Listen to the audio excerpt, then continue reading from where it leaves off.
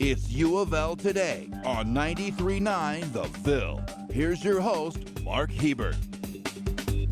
And welcome to U of L Today with Mark Hebert on 93.9 The Phil. Basketball team's rolling. Football recruiting season is over. We got a good class. You know all about the sports going on at the University of Louisville. Now we're going to tell you about some of the other stuff going on at U of L. So what have we got coming up on today's show? Well, the children of drug-abusing parents. What gives them a better chance to succeed, and what gives their parents the best chance of getting clean and keeping those kids? A U of L researcher will be here to tell us all about that. He's doing some research on that.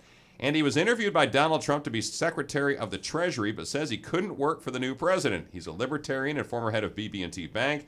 John Allison is his name, and he was recently a guest of the Schnatter Center for Free Enterprise at U of L. I'll have an interesting interview with him about free trade, Trump, and where this country is headed in his opinion. And that'll be coming up at the bottom half of the show. But first, have you ever thought about switching careers and becoming a doctor?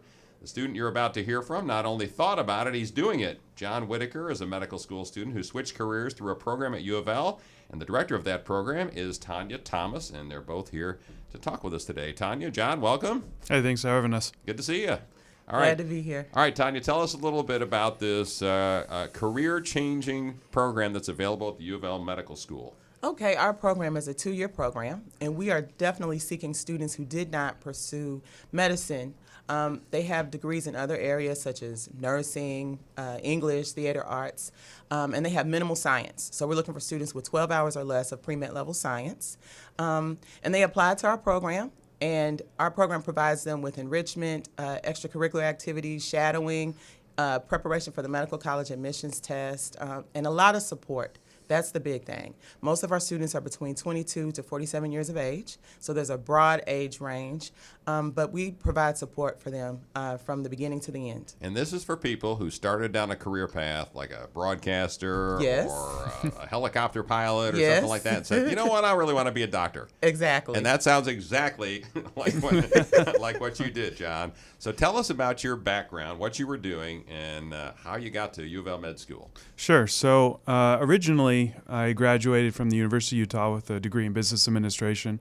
Went from there into the Army, and I was commissioned as a medical service corps officer. So I was dealing with a lot of healthcare-related issues.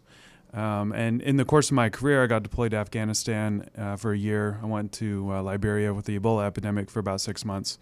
And it got to the point in my career where I was deciding whether I was going to stay in the military and continue my 20 years or do something else. And through my experience, I decided that what I saw the doctors doing was something I was interested in doing. So I started looking around at the different programs that were offered throughout the United States, and I found a great program here at the U of L, and it had some of the key differences that wanted me to go here rather than some of the other programs. And you said you worked with some doctors. Obviously, you went to the Ebola outbreak and did some of those kinds of things in the Army. But was there one thing that just hit you one day and you said, you know what, I really want to be a doctor? Was there one thing that put the light bulb on? There was. So on my first deployment to Afghanistan, I was running an aid station. And we are kind of close to the border of Afghanistan and Pakistan. And so we did see a little bit of action. And so one particular instance, one of my friends was hit with an IED. He wasn't, severely injured, but he was kind of rattled. And he came into our aid station, was a little bit confused, didn't know where he was. And so we laid him on the table, and the doctor went to work and started helping him out. And I just watched that interaction and how important it was to have a good physician to take care of the people you care about. Right. And at that point, I think it was really where I decided that being a physician was something I could see myself doing. How old are you? I am 34. So you're 34 years old, right, and you're in med school. I am. Well, not yet. Next August. So this August. So about okay. 4 months. Okay, but you're going to be in med school. You're going to be in med school. You're 34 years old. And you've got a kid, right? 5 kids. You got how many? 5 kids. You got 5 kids, and you're going to go to medical school? Well, we didn't figure out what the problem was crazy, until. I wouldn't have done that to your face. Wow. Yes. You must have some kind of wife, huh? That's all I got to say. She's man. pretty amazing. She's pretty amazing. So, Tanya, what can he expect? I mean, these are long days. These Yes. are, hard classes. What do you tell folks like John that come back? They've been out of school for 13, 14 years, Right. and they want to go to med school. It is a huge commitment, time commitment, financial commitment. I would say that the thing that our program provides them, though, is peer mentors. So he had someone who's been in the program a year before he was to help him through that fork in the road moment that a lot of our students have, and having a medical student mentor who is a first-year medical student who can kind of let him know what to anticipate. So it's not totally foreign to them when they actually go. Okay. And we visit the medical school. We have an annual medical school visit. So they get to learn what's coming. Tanya, and you're the director. Tanya Thomas is the director of this program at UofL. We're also talking with John Whitaker, who's going to be a med school student. What's the name of this program? It's the Post-Bac something program, right? Post-Baccalaureate Pre-Medical Program. Okay, that's a mouthful. Yes, it is. So if someone is interested, listening out there right now, they're driving down 264 and said, you know what, I've always wanted to be a doctor. What do they need to do?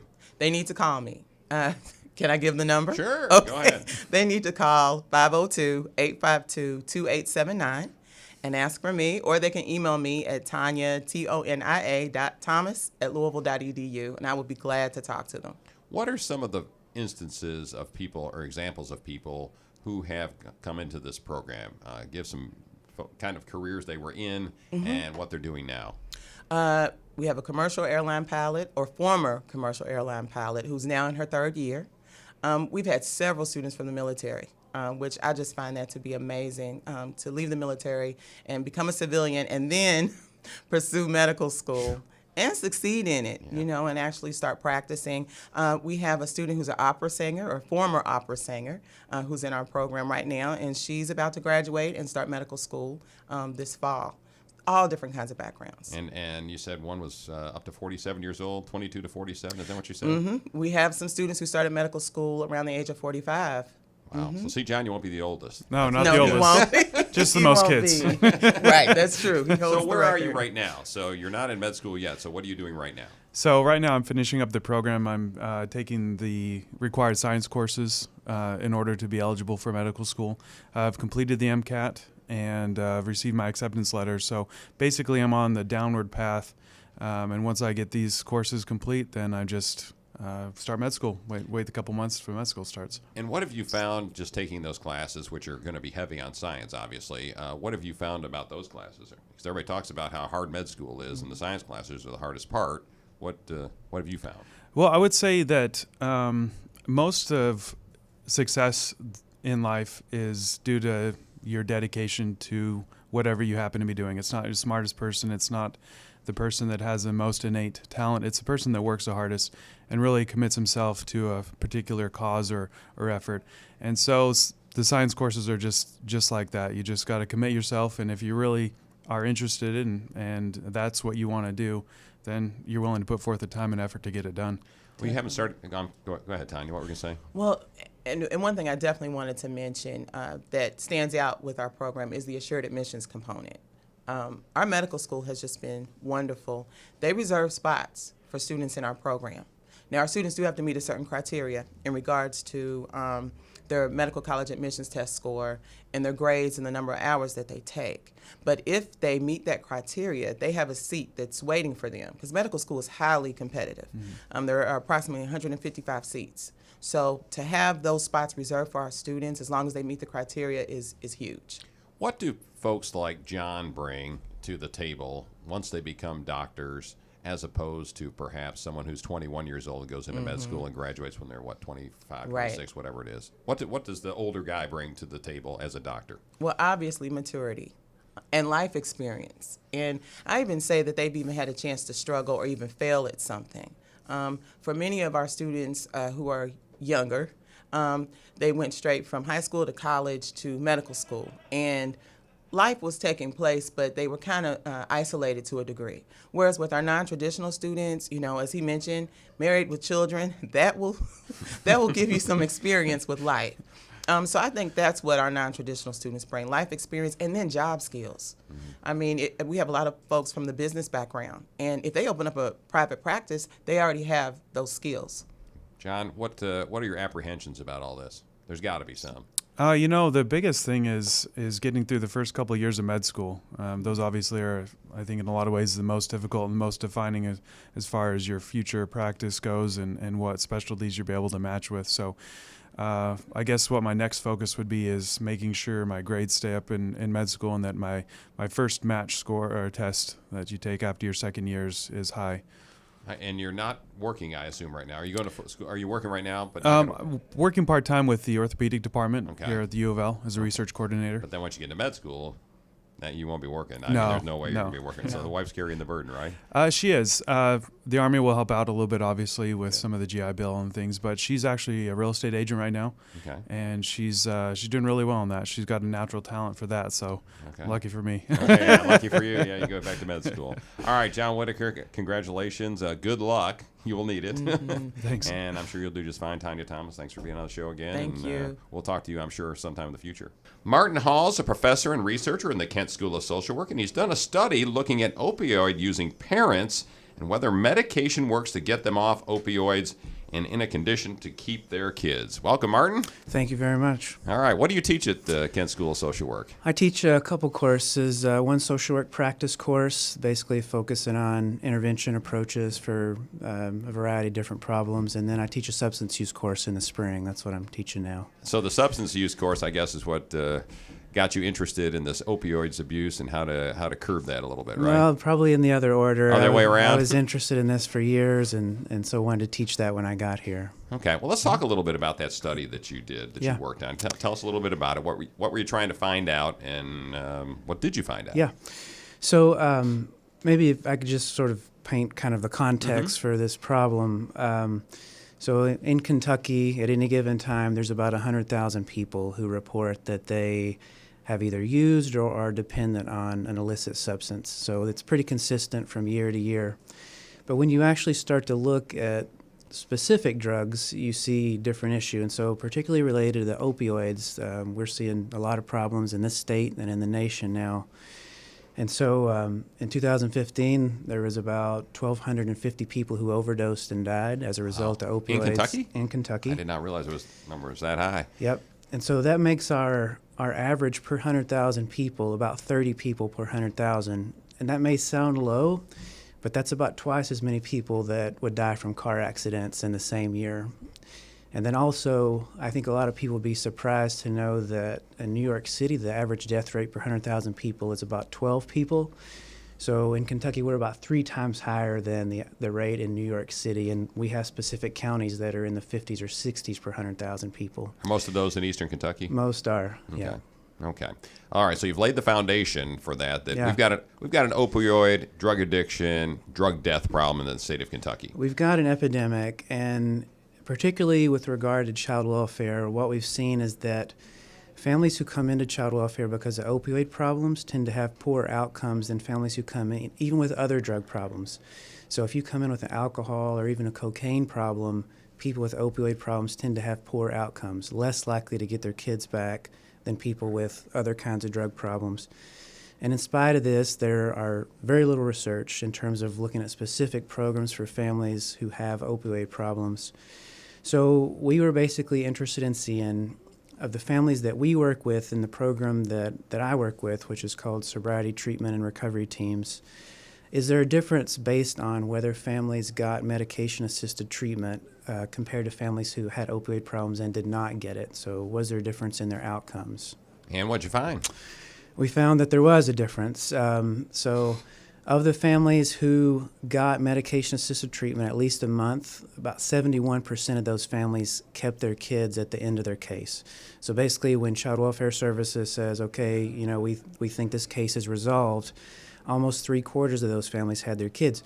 Of the opioid-using families who got no medication-assisted treatment, only about half those families retained their kids. We're talking with Martin Hall, who's a professor at the Kent School of Social Work at the University of Louisville, and we're talking about opioid addiction and how parents are impacting their kids and what could be used to keep those families together. When you said that they are on a program and they're getting some assistance, what are we talking about? What kind of, well, they're not drugs. Well, I guess they are drugs, the treatment. Yeah, what are they getting? as opposed to the opioid using parents who Yeah. aren't getting anything. Okay, so in the sobriety treatment and recovery program, it's sort of a specialized program for families that come into child welfare because of drug and alcohol problems. So the actual child welfare worker gets some specialized training. And then one other special part is that each child welfare worker is paired with a recovery mentor. So this is somebody who has a history of drug or alcohol problems and is in sustained recovery. They've been there. They've been there, and many of them actually have had child welfare involvement too before. So these two, the child welfare worker and the peer mentor, share a caseload, and that really helps families get into treatment in a way that families probably in typical child welfare don't, because the mentor is actually going to this individual's house and saying, hey, I'll take you to treatment today, or I'll take you to your first AA or NA meeting.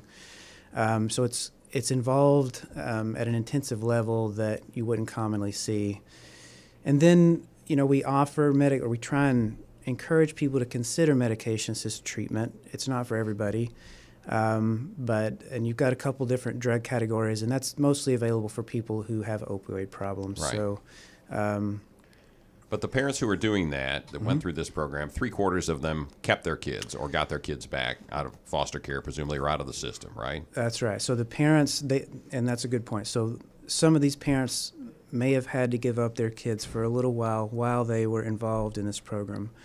But once they established a period of sobriety, they were able to get their kids back at almost 20% more common than families who got no medication. As someone who is not addicted to drugs, you would think that having your kids taken away would be enough incentive to quit. But it's not that easy, is it? From a social worker's perspective, it's not that easy. It's not that easy. A lot of people don't understand that chronic substance use actually causes brain changes. And so we can actually see this through brain scans of individuals who have never used drugs to those who have, that they're, even months after an individual stopped using drugs, you can still observe brain changes, and often in the areas of the brain which are responsible for decision making and impulse control. So people remain vulnerable for a long period of time. And part of what the medication does is help stave off the cravings until you can actually see some natural rewards for a period of sobriety. And so one way to think about this is, so I know I've actually seen you at the gym occasionally, so you're an exerciser. So when a lot of people start an exercise program, you don't see any impacts right away, right? It takes a while before you actually see the benefits of exercise probably. So in the context of people trying to get off drugs and alcohol, you really need a bridge before you can start to experience a lot of the good things that a life of sobriety will give you. So the medication really helps stave off that early intense craving until you get to a point where you can enjoy being around other people and your kids and the things that most of us find enjoyable. Again, we're talking with Martin Hall from the Kent School of Social Work at UofL. You said earlier that the parents who are abusing opioids are different and perhaps in a worse position than parents who are doing cocaine or some other drugs. Why is that? Opioids affect the brain in a different way than some of the other drugs. So their addictive capacity is a little higher than you'd see for other drugs. There's also, I think, a challenging issue in that many people who end up on heroin now began with prescription opioids. So people who have chronic pain, so let's imagine somebody's in short-term recovery and they're in a car accident. Well, one of the most common treatments that you get for that is a painkiller, which can be very difficult for people in early recovery. So opioids are sort of out there, not just heroin, but the prescription opioids in a way that you wouldn't maybe find with other kinds of drugs. So the fact that they're illegal makes it a little trickier for a lot of people. And also, as you're dealing with these parents that are addicted to drugs, what are those children going through? Again, from social work standpoint, what are those children going through in that home? What aren't they getting that a kid growing up in a normal house would get? Well, what often happens for people who sort of lose their life to addiction for a period of time is the addiction really takes over. And so most of the kids who are involved in child welfare and who have families who have drug and alcohol problems, it's less often abuse than it is neglect. So parents basically find themselves, once they reach a certain point, that they're really not able to prioritize the most important things in their life, that really the addiction takes over. So most families who enter child welfare, it's because of parental neglect. So maybe, somebody left their kids alone so they could go out and try and score some drugs, and somebody called a report in and said, oh, there's a family next door to me and they have a 7-year-old and a 3-year-old alone in the apartment. So would be not an uncommon experience for people who have an active addiction. Okay, Martin Hall from Kent School of Social Work. Thanks for being on the program. Appreciate it. The relatively new John H. Schnatter Center for Free Enterprise at UofL's College of Business has been inviting speakers to campus to talk about business, economics, and world affairs for the past several months. The most recent speaker was John Allison. He's the former CEO of BB&T Bank, and he's now at the College of Business at Wake Forest University. And here is my interview with John Allison. We're here with John Allison, who is a guest of the Schnatter Center for Free Enterprise at the University of Louisville School of Business.